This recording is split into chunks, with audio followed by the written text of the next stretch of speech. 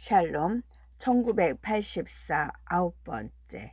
오솔길이 넓어진 지점에서 조금 더 가자 그녀가 말한 대로 덤불숲 사이에 뚫린 샛길이 나왔다. 그 길은 마치 소떼가 지나다닌 바람에 생긴 것 같았다. 그는 시계가 없었지만 아직 15시가 되지 않았을 것이라고 단정했다. 발 아래 블루벨꽃이 촘촘하게 피어 있어서 걸음을 옮길 때마다 밟혔다. 그는 무릎을 꿇고 꽃 몇 송이를 꺾었다. 시간을 보낼 겸 그것으로 꽃다발을 만들어 그녀에게 주고 싶다는 생각이 문득 들었기 때문이었다.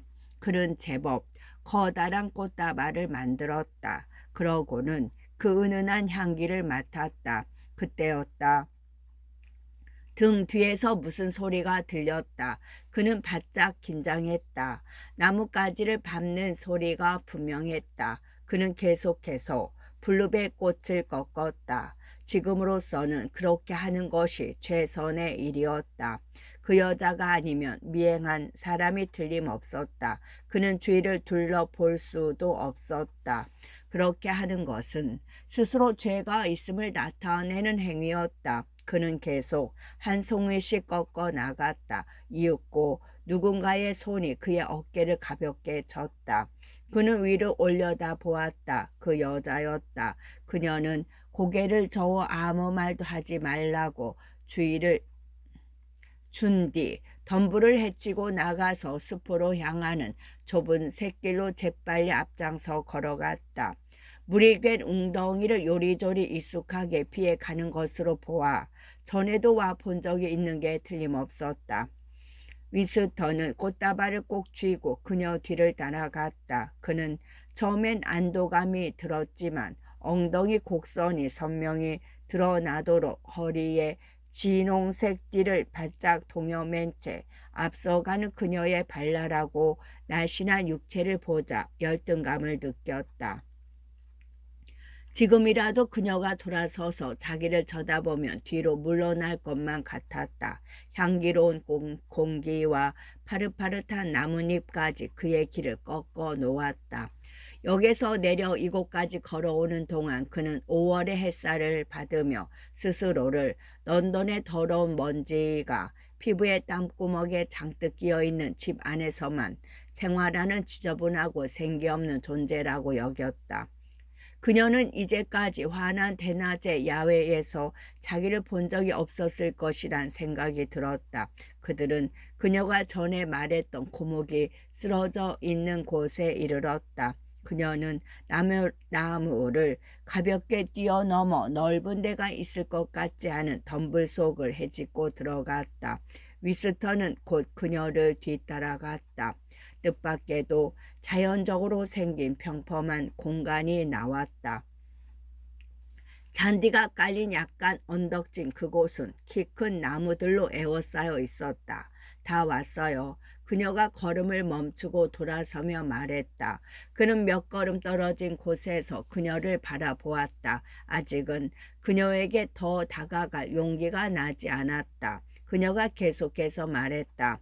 샛길에서는 아무 말도 할 수가 없었어요. 그런 곳에는 마이크가 숨겨져 있을 가능성이 있거든요. 실제로 있다고는 생각되지 않지만 혹시라도 있을지 모르잖아요. 그런 데서 얘기했다간 그 돼지 같은 놈들이 우리 목소리를 알아차릴 거예요. 하지만 여기는 괜찮아요. 그는 여전히 그녀에게 가까이 다가갈 엄두가 나지 않았다. 여기는 괜찮다고요? 그는 바보처럼 말을 되받았다. 그래요. 저 나무들을 보세요. 자그마한 풀불의 나무들이었다. 벌목되었다가 다시 싹이 나서 자란 듯 나지막한 울타리를 이룬 그 나무들은 사람의 팔목보다 가늘었다. 마이크를 숨길 수 있을 만큼 큰 나무는 없어요. 게다가 저는 전에도 여기에 왔었어요. 그들은 겨우 이야기만 나누고 있었다. 위스터는 이제 그녀에게 다가갈 수 있을 것 같았다. 그녀는 그가 왜 그처럼 느리게 행동하는지 모르겠다는 듯 약간 익살맞은 표정으로 미소를 지은 채 그 앞에 당당히 서 있었다. 블루베꽃이 땅바닥에 우수수 떨어졌다. 그가 일부러 떨어뜨린 게 아니라 저절로 떨어진 것이었다. 이렇게 말하면 믿을지 모르겠지만 지금껏 나는 당신의 눈이 어떤 색인지 몰랐어요. 그렇게 말하며 위스턴은 그녀의 눈을 바라보았다. 갈색이었다.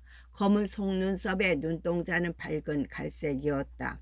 이제 당신은 내가 어떻게 생긴 남자인지 자세히 보고 알았을 텐데 그래도 내가 좋아요? 네, 좋아요. 내 나이 39이에요. 내게는 떼 버릴 수 없는 아내가 있어요. 게다가 정맥류성 궤양을 앓고 있고 의치를 5개나 해 박았는데 상관없어요. 그녀가 재빨리 말했다. 위스턴은 꿈이 아닌가 하고 생각했다. 검은 머리카락이 그의 얼굴을 간지렀다. 그렇다, 꿈이 아니었다. 그러나 그는 모든 것이 그저 꿈만 같았고 스스로가 한없이 자랑스러웠다. 그는 그 상태로 있는 것이 무척 기뻤다. 싱싱하고 아름다운. 그러나 그녀는 이유를 알 턱이 없었다. 그녀가 자기의 머리에 붙은 블루베 꽃을 덜어냈다. 그러고는 괜찮아요. 서두르지 않아도 돼요. 오후 시간이 전부 우리 둘만의 것인데요. 뭐 여긴 멋진 장소죠. 단체 행군 때 길을 잃고 헤매다가 이곳을 발견했어요. 여긴 안전해요. 여기에선 100m 밖에서 나는 발소리도 다 들리죠. 이름이 뭐예요? 위스턴이 물었다. 줄리아예요. 저는 당신 이름을 알아요. 위스턴 스미스 맞죠? 내 이름을 어떻게 알았어요? 뭔가 알아내는 데는 제가 당신보다 나을 거예요. 그나저나 제가 쪽지를 건네기 전에 저에 대해서 어떻게 생각하고 있었는지 말해 주시겠어요? 그녀는 그녀에게 거짓말을 하고 싶지 않았다. 나쁜 말부터 시작되는 마련이었다. 당신을 증오했습니다. 그가 말했다. 두 전에는 돌멩이로 당신의 머리를 후리칠 생각까지 했었죠. 솔직히 말해서 당신이 사상 경찰과 뭔가 관련이 있다고 생각했어요. 그녀는 자기의 위장술이 훌륭했다고 여기는 듯 유쾌하게 웃었다. 사상 경찰이라고요? 정말 그렇게 생각했어요? 글쎄, 뭐 꼭 그런 건 아니지만 평소 당신 태도로 봐서 당신은 젊고 싱싱하고 건강하니 그저 나는 제가 훌륭한 당원이라고 생각하셨겠군요. 말과 행동이 그랬으니까 말이에요. 깃발, 행진, 슬로건, 게임, 단체 행군 같은 일엔 열성이었어요. 그런데 그런 저니까 꼬투리만 잡으면 당신을 사상범으로 고발해서 사형시키리라 생각하셨겠네요. 그래요. 그런 식으로 생각했어요. 당신도 알다시피 대부분의 젊은 여자들이 그렇잖아요. 바로 이것 때문에 더 그렇게 생각했겠군요.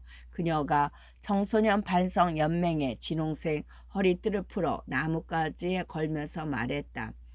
잠시 후 그녀는 허리를 만지다가 문득 무언가 생각난 듯한 표정을 짓더니 제복 주머니를 뒤져서 조그만 초콜릿을 꺼냈다.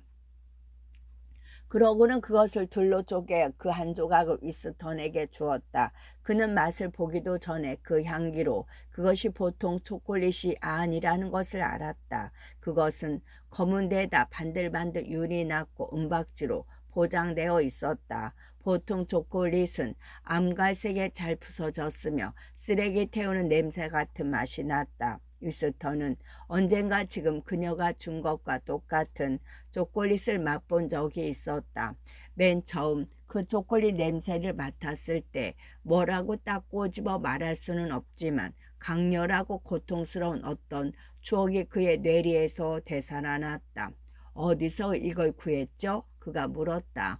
암시장에서요. 그녀가 아무렇지도 않다는 듯 말했다. 사실 저는 겉보기엔 그런 여자예요. 게임도 잘하고 스파이단 분대장이기도 하죠. 일주일에 사흘 저녁은 청소년 반성 연맹을 위해 자발적으로 일하고요. 또 그 말도 안 되는 잔악한 표어를 붙이러 몇 시간씩 런던 거리를 돌아다니고 행진할 때면 늘 깃발 한쪽을 붙잡고 있죠. 게다가 저는 항상 명랑하고 무슨 일을 하든 꾀를 부리지 않아요. 군중과 함께 고함을 지르는 것도 곧잘하죠. 안전하게 살기 위한 유일한 방법이니까요. 초콜릿이 위스턴의 혀 안에서 사르르 녹았다. 맛이 참 좋았다. 여전히 어떤 추억의 의식이 가장자리에서 맴돌고 있었다. 그것은 강렬하기는 했지만 마치 곁눈질로 본 사물처럼 분명하게 형상화되지 않았다. 그는 그 추억을 마음속에서 몰아내 버렸다. 그것은 그가 하고 싶지만 할 수 없던 어떤 행동에 대한 추억이기 때문이었다. 무척 젊어요. 그가 말했다. 나보다 10년이나 15년은 젊을 것 같군요. 그런데 나 같은 남자한테 무슨 매력이라도 있다는 건가요? 당신 얼굴에 쓰여 있는 거 봤어요. 그래서 기회를 노렸죠. 저는 얼굴만 보고도 당의 충복이 아닌 사람을 금방 알아맞힐 수 있어요. 당신의 얼굴을 보자마자 그놈들에게 저항하고 있다는 것을 알겠더군요. 그놈들이란 당원, 특히 내부 당원을 의미할 것이다. 위스턴은 그곳이 안전한 장소라고 생각하면서도 그들을 노골적으로 비웃고 증오하는 그녀 때문에 불안감을 느끼지 않을 수 없었다. 그런데다 그는 그녀의 상스러운 말에 적이 놀랐다. 당원은 욕을 못하게 되어 있었다. 위스턴 자신도 어떤 경우든 욕을 하거나 큰 소리로 비난하는 적이 거의 없었다. 그러나 줄리아는 뒷골목 담벼락에 지저분한 낙서에나 있을 법한 상스러운 말을 쓰지 않고는 당원, 특히 내부 당원에 대해서 한마디도 할 수 없는 모양이었다. 그는 그녀가 그러는 게 싫지 않았다. 그것은 그녀가 당에 반감을 갖고 있다는 증거로 마치 썩은 건초 냄새를 맡은 말이 재채기를 하는 것처럼 자연스럽고 건강한 것이었다. 두 사람은 평평한 공터를 나와 햇빛으로 얼룩무늬가 진 숲속을 다시 거닐었다. 그러면서 둘이 나란히 걸을 수 있을 만큼 넓은 곳을 나왔다. 언덕진 곳을 내려오자 줄리아가 조용히 걷는 게 좋겠다고 말했다. 둘은 목소리를 죽여 속삭이듯 이야기를 나누었다. 이윽고 어린 나무들로 둘러싸인 숲 가장자리에 이르렀을 때였다.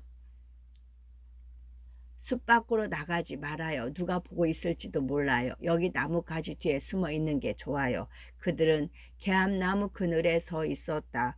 햇빛이 수많은 나뭇잎들 사이로 따갑게 내리쬐었다. 위스턴은 저 멀리 들판을 바라보았다. 이상하게도 그곳에 이미 와 본 적이 있는 것 같은 느낌이 들었다. 그는 주위의 풍경을 보고 가벼운 충격을 받았다. 틀림없이 아는 곳이었다. 오래되어 황폐한 목장, 그곳을 가로질러 난 샛길, 여기저기에 있는 두더지 구멍, 건너편의 낡은 울타리에는 느릅나무 가지들이 미풍에 흔들리고 무성한 이파리들이 여인의 머리칼처럼 가볍게 살랑거리고 있었다. 보이지는 않지만 근처 어딘가에 황어떼가 헤엄치는 푸른 웅덩이가 있는 시내가 있을 터였다. 이 근처 어딘가에 시내가 있지 않은가요? 그가 속삭이듯 물었다. 맞아요. 시내가 있어요. 저쪽 들판 너머에 있어요. 거기엔 물고기도 살아요. 제법 큰 놈도 있어요. 포도나무 아래에 웅덩이를 가만히 내다보면 물고기들이 꼬리를 흔들며 헤엄치는 게 보여요. 황금의 나라군요. 그가 중얼거렸다. 황금의 나라라뇨? 아니, 아무것도 아니에요. 언젠가 꿈에서 이런 풍경을 봤어요. 저것 좀 보세요. 줄리아가 나지막히 속삭였다. 개똥 집바퀴 한 마리가 5미터도 안 되는 거리에 있는 그들의 키 높이 정도의 나무가지에 앉아 있었다. 그 새는 아마 그들을 못 본 모양이었다. 녀석은 햇빛 속에 있었고 그들은 그늘 속에 있었다. 개똥 집바귀는 날개를 폈다가 다시 조심스럽게 접더니 마치 해에게 인사라도 하듯 잠시 고개를 숙였다 들었다 하고는 이내 노래를 부르기 시작했다. 주위가 조용한 탓에 새 소리는 깜짝 놀랄 만큼 크게 들렸다. 위스턴과 줄리아는 꼭 황홀한 기분에 젖어 있었다. 새는 자기의 역량을 과시하기라도 하듯 똑같은 것을 되풀이하지 않고 끊임없이 변화를 꾀하며 몇 분 동안 계속해서 노래했다. 그러면서 이따금씩 2, 3초 동안 멈추고 날개를 폈다가 다시 접고는 얼룩진 가슴을 부풀리곤 했다. 이스토는 일종의 경이감을 가지고 새를 바라보았다. 저 새는 누구를 위해 무엇을 위해 노래하는 걸까?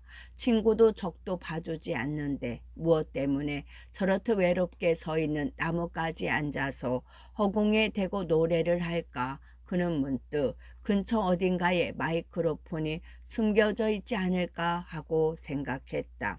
만약 숨겨져 있다면 그와 줄리아는 낮은 소리로만 속삭였으므로 그들이 한 말은 마이크로폰이 잡아내지 못했겠지만 새 소리는 잡아냈을 것이다. 어쩌면 마이크로폰 장치에 연결된 저쪽 끝에서 딱정벌레처럼 생긴 왜소한 사내가 저 소리에 귀를 기울이고는 열심히 듣고 있을지도 모른다.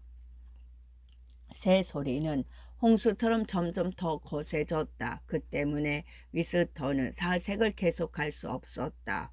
마치 액체 같은 것이 나뭇잎 사이로 비치는 햇빛과 뒤섞여 그의 머리 위로 쏟아져 내리는 것 같았다. 그는 생각을 멈추고 느낌에만 충실했다. 이윽고 그의 시선이 대담한 미소를 띤 주국의 두성의 얼굴에 박혔다. 전에도 이런 거 해봤어요? 그럼요. 수백 번 아니 수십 번 해봤어요. 당원들하고요. 네, 늘 당원들하고였어요. 내부 당원들하고 했어요. 그 돼지 같은 놈들하고는 안 했어요. 그 놈들은 귀에만 있으면 겉보기처럼 점잖은 놈들이 아니에요. 그의 가슴이 뛰었다. 그 어떤 것든 당원들의 부패를 암시하는 것은 듣거나 볼 때마다 그의 내부에서는 강렬한 희망이 솟구쳤다. 당이 그 내부에서부터 썩고 있는지 누가 알겠는가. 어쩌면 당원들이 불굴의 투쟁을 애찬하고 자기를 부정하도록 독려하는 것은 부패를 감추기 위한 속임수일지도 모른다. 만약 그들에겐 그는 기꺼이 그렇게 할 것이다. 당을 부패시키고 약화시키고 전복시키는 일이라면 무엇이든 하리라.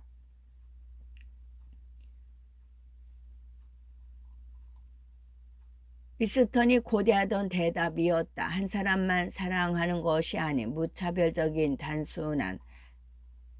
그는 푸르베 꽃이 떨어진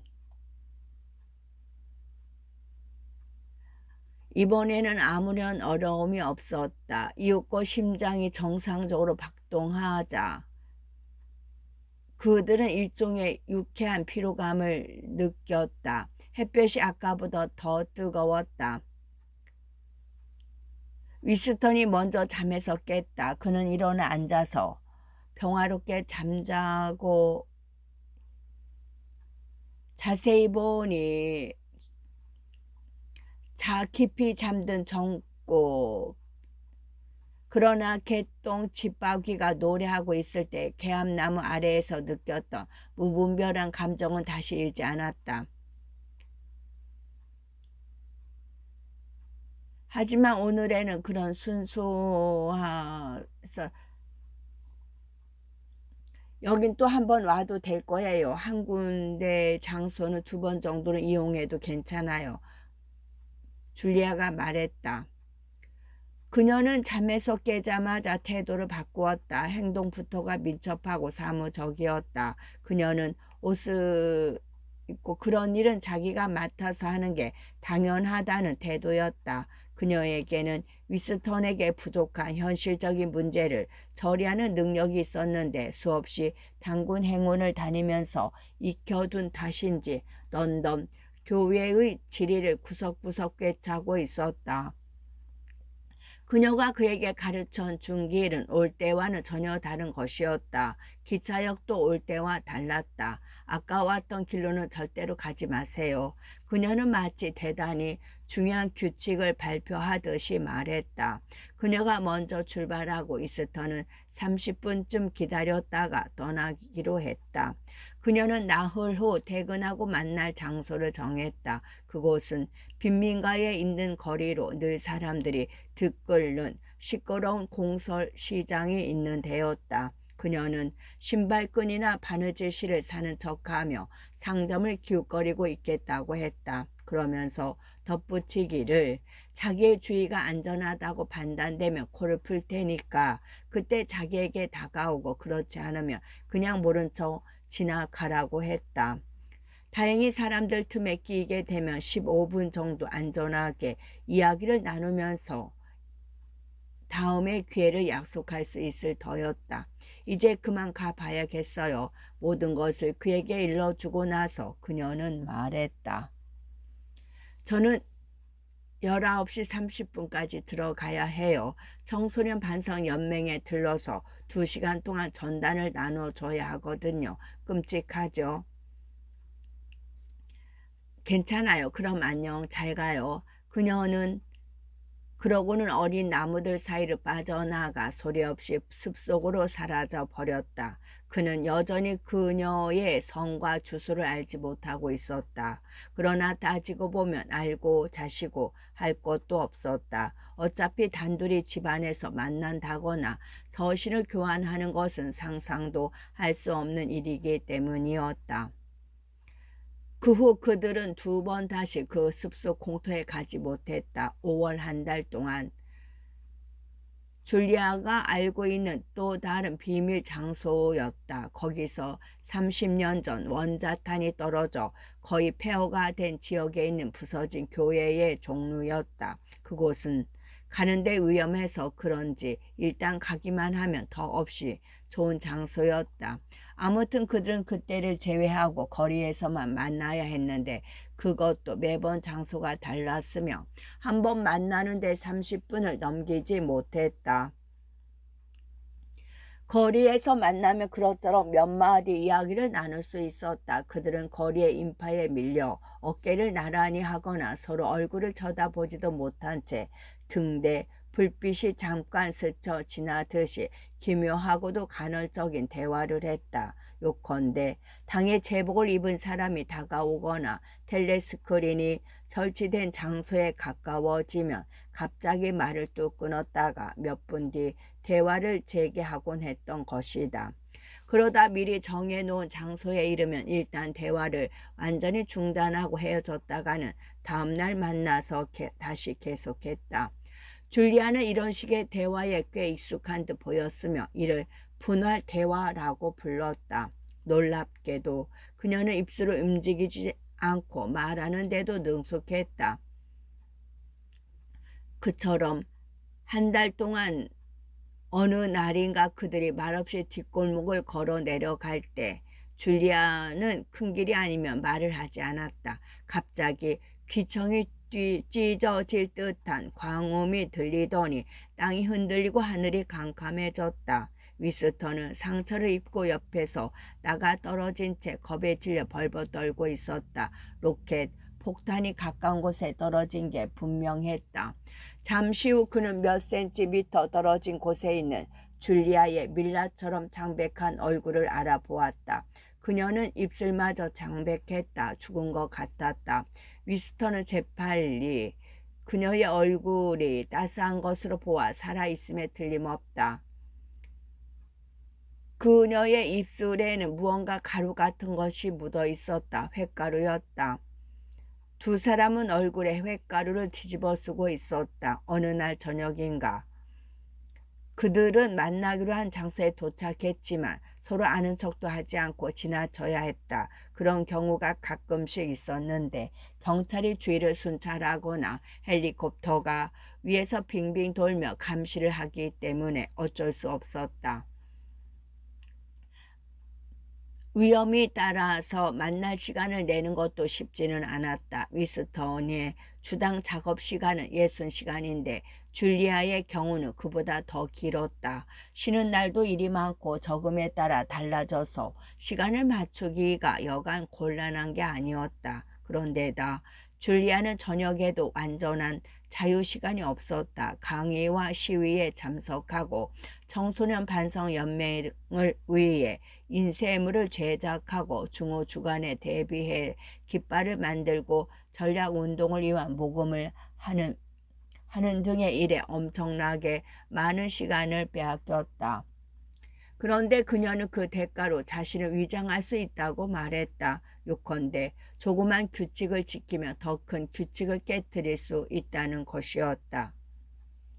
그녀는 위스턴에게까지 열성 당원들이 자발적으로 참가하는 시간제 무기 제조 노동에 며칠에 하루 저녁만이라도 가담하라고 권유했다. 결국 위스턴은 일주일에 하루 저녁씩 망치 두드리는 소리가 텔레스크린의 음악에 뒤섞여 시끄럽기 짝이 없는 어두컴컴한 공장에서 폭탄, 뇌관의 부수포민 조그만 쇳가루를 나사로 죄는 단조로운 일을 하며 지루한 4시간을 견뎌야만 했다.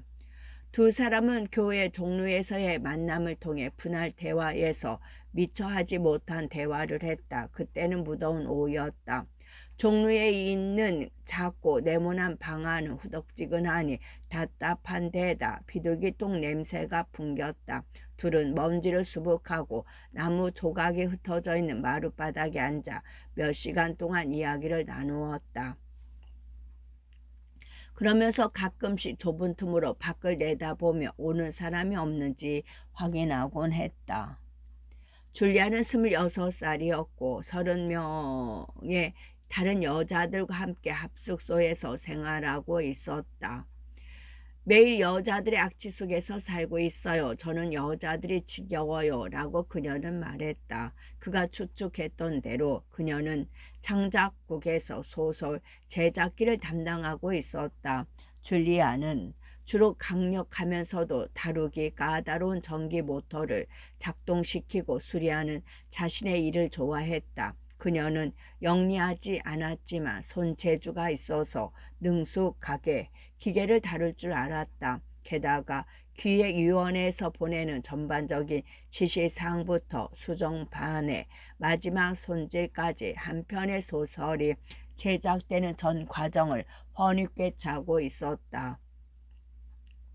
그러나 그녀는 완성된 작품에 대해서는 관심이 없었다. 저는 독서에는 전혀 흥미가 없어요. 라고 그녀는 말했다. 책이란 잼이나 신발처럼 생산되는 하나의 상품에 지나지 않는다는 것이었다. 그녀는 1960년대 초반 이전에 관해서 기억하는 것이 전혀 없었다. 혁명 전 시대에 대해 그녀에게 종종 이야기해준 유일한 사람은 그녀가 8살 때 실종된 할아버지뿐이었다. 학교 다닐 때 그녀는 하키팀 주장이었고 2년 연속 우승한 적도 있었다. 그녀는 또 스파이단의 분대장이었으며 청소년 반성연맹에 입단하기 전에는 청년연맹 지부장이기도 했다. 그녀는 언제 어디에서 뛰어난 능력을 발휘했다. 그녀는 언제 어디에서나 뛰어난 능력을 발휘했다. 그 덕에 노동자들에게 값싼 프로노그래피를 만들어 배포하는 장작국의 한 부서인 프로노과로 차출되기도 했다. 이것은 그녀의 평판이 매우 좋다는 증거다. 프로노과에서 일하는 사람들은 자기 부서를 쓰레기장이라고 부른다고 그녀는 말했다. 프로노과에서 재직한 1년 동안 그녀는 관여한 일은 화끈한 이야기나 여학생의 하룻밤 같은 제목의 소책자를 만드는 것이었는데 프롤레타리아 계급의 젊은이들이 불호서적이라고 사듯이 그런 책을 몰래 사갔다는 것이었다. 그 책들 어떤 내용이죠?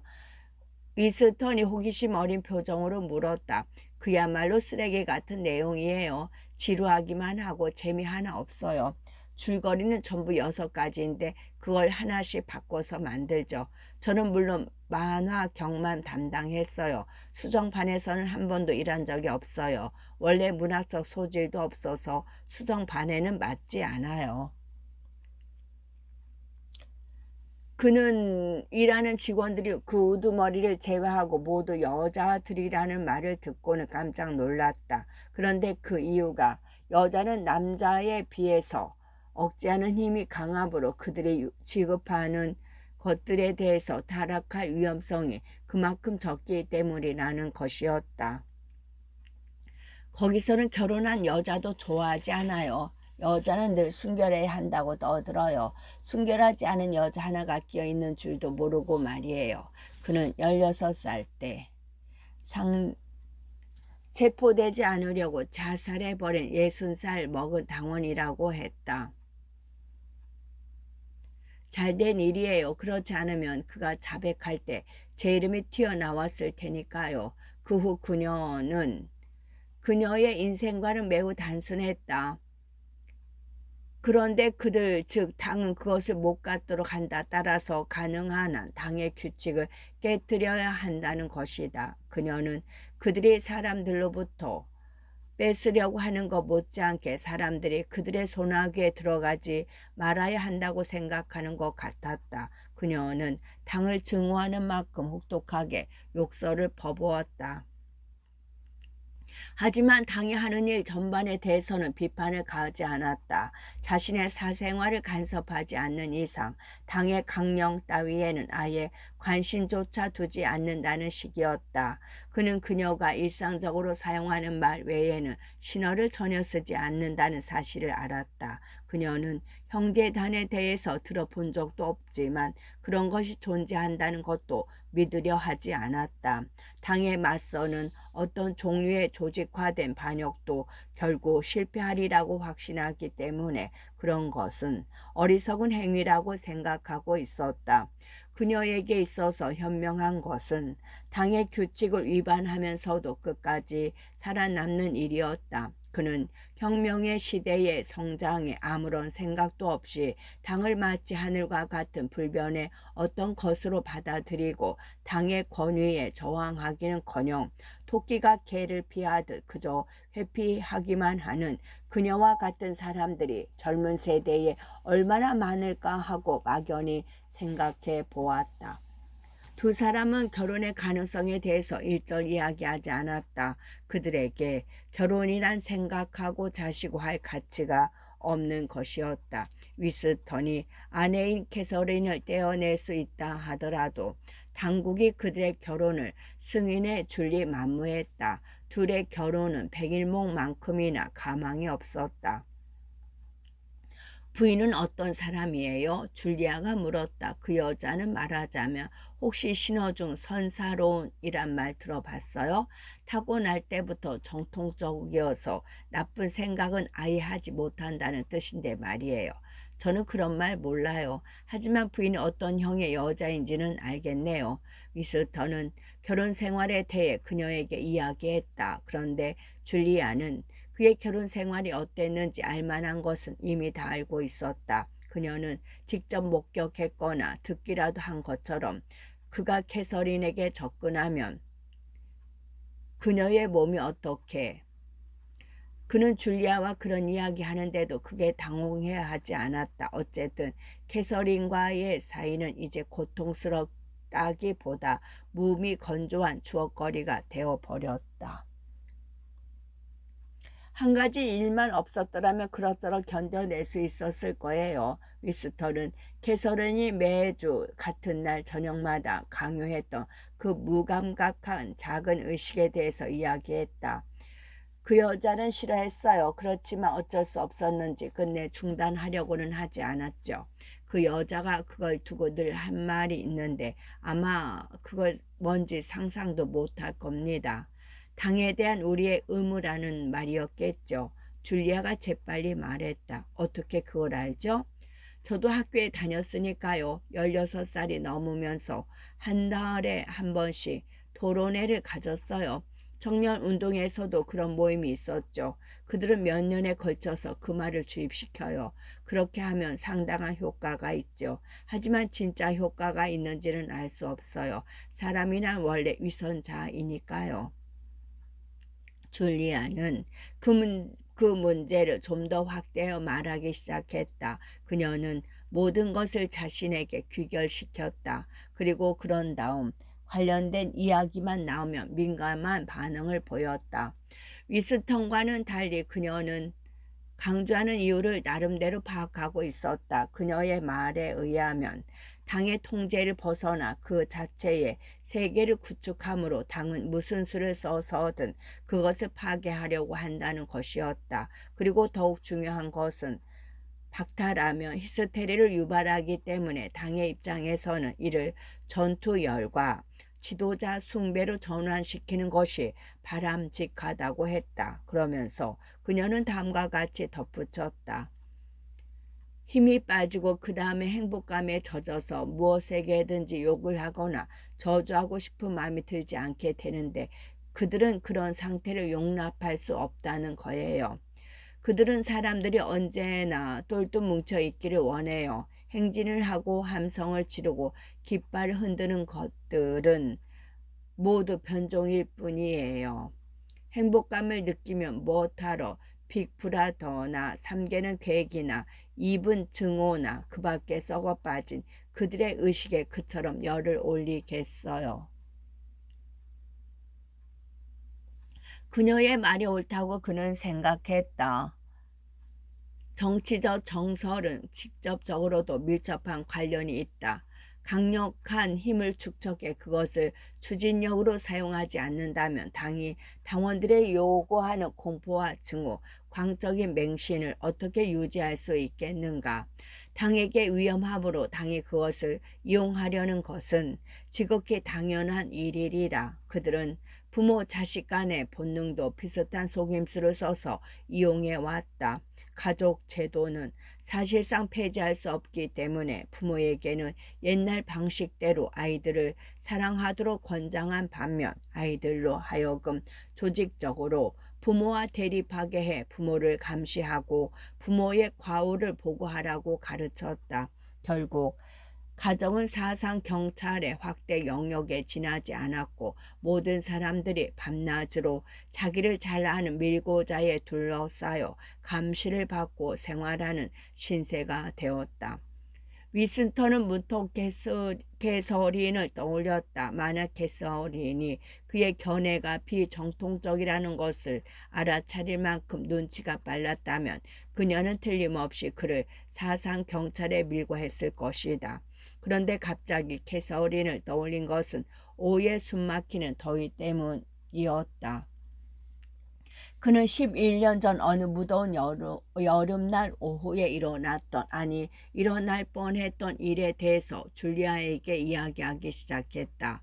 그와 개서린이 결혼한 지 서너 달 지났을 무렵이었다. 둘은 켄트 지방에서 단체 행군을 하던 중 길을 잃었다. 우물쭈물하다가 다른 사람들보다 불과 2분 정도 뒤처졌을 뿐인데 그만 길을 잘못 드는 바람에 오래된 석회 채석장 끝에 이르게 되었던 것이다. 그곳은 10m 내지 20m쯤 되는 깎아지른 절벽으로 그 아래는 자갈투성이었다. 주위에는 길을 물어볼 만한 사람도 없었다. 개서리는 길을 잃었다는 걸 깨닫자 안절부절 못했다. 왁작지껄한 행굴 대원들로부터 잠시나마 떨어져 나와 있는 것이 마치 비행이라도 저지르는 것처럼 생각되는 모양이었다. 그녀는 급히 왔던 길을 되돌아가서 다른 방향으로 갈 수 있는 방법을 찾으려고 했다. 그때 위스턴은 자기가 서 있는 아래쪽 절벽 틈에 수북하게 자란 부처꽃을 발견했다. 그것은 같은 뿌리에서 나온 한 포기의 풀이었는데 자홍색과 붉은 벽돌색의 두 가지 꽃망울을 달고 있었다. 그는 그런 꽃을 처음 보았기 때문에 급히 캐서린을 불렀다. 캐서린, 이리 와서 꽃 좀 봐. 절벽 틈에 있는 건데 한 폭에 두 가지 색깔의 꽃이 피어 있어. 그녀는 가던 길을 가려고 하다가 몸을 돌리고는 초조한 표정으로 지으며 되돌아왔다. 그러고는 그가 가리킨 아래쪽을 보기 위해 몸을 구부렸다. 그는 그녀의 뒤에 선 채 그녀의 허리를 잡아 주었다. 벼랑간 그곳에는 그들 둘뿐이라는 생각이 그의 뇌리를 스쳤다. 어디를 둘러봐도 사람은커녕 그 그림자도 찾아볼 수 없었다. 게다가 나뭇잎이 거리지도 새소리가 들리지도 않았다. 마이크로폰이 숨겨져 있을 가능성도 없어 보였다. 설령 그것이 있다 해도 겨우 소리만 잡아낼 것 같았다. 지독하게 더운 가운데 소름이 쏟아지는 오후 시간이었다. 그들 머리 위에서 장렬하는 태양의 열기로 그의 얼굴에서는 땀이 비오듯 흘러내렸다. 그의 뇌리에 그 생각이 스친 것은 그 무렵이었다. 왜 밀어버리지 않았어요? 저 같으면 그렇게 했을 거예요. 줄리아가 말했다. 그랬겠지. 당신 같으면 밀어버렸을 거야. 나 역시 지금의 나라면 그랬을 거고. 그래. 지금의 나라면 아마 틀림없이. 밀지 못한 게 후회돼요? 그래, 후회돼. 그들은 먼지가 수북하게 쌓인 바닥에 나란히 앉아 있었다. 그녀는 젊고 그런 만큼 삶에 대한 아직 기대하는 것이 많다. 그렇기 때문에 못마땅한 사람을 절벽 아래로 밀어버린다고 해서 근본적인 문제가 해결되는 것은 아니라는 사실을 이해하지 못한다고 그는 생각했다. 사실 그렇게 했더라도 달라지는 건 아무것도 없어. 그가 말했다. 그럼 왜 밀지 못한 걸 지금에 와서 후회하죠? 그건 단지 소극적인 것보다는 적극적인 편을 택했으면 하는 심리가 작용한 탓이지. 우리는 우리 자신이 지금 벌이고 있는 게임에서 승리할 수 없어. 하지만 같은 패배여도 더 나은 패배가 있는 법이야. 끝.